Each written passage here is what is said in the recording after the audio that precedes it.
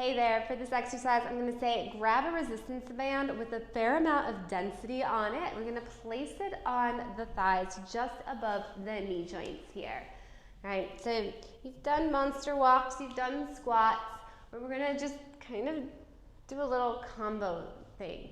Right? You're going to bend the knees, and you're just going to take side steps. You're going to pick your feet up like you're stepping over little Legos, and you don't want to step on them, and you're just stepping side to side, a little bit of hip flexion, right? If you're feeling this in your low back, I want you to double check that you've got your front ribs in the front of the hip points lined up with one another. So we are hip hinging here.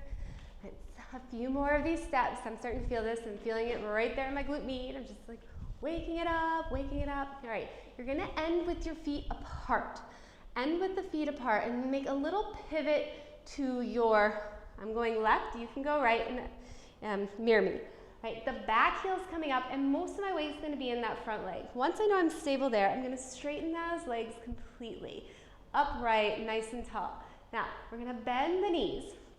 And again, depending on your Achilles, depending on your hip flexion, the length of your lower leg will determine how low you go. Right, can you keep that kind of flat back feeling here? Pick up that Lego piece that you were stepping over and come all the way back up to stand. And you're going to do that again. You're going to bend the knees, push out into that band, pick up that imaginary piece, and come up to stand. Straighten the legs. Right, so we're going for that glute activation. Right, so as you're coming into this nice deep hip flexion, you're stretching out gluteus maximus on that front leg here. Right, and you're pushing out into that band with both legs.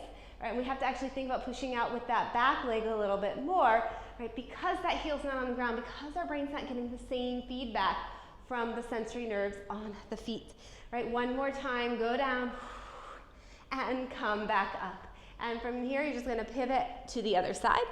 Right, so that back heel comes up, you're pushing out into the band, say, hey, glute med, finding that hip flexion, leaning forward, reaching. And sometimes I don't reach the ground, right? Sometimes my limitation's in that front hip, right? The knee can definitely go over the toes, right? That's really determined by the proportions of your lower leg to your upper leg.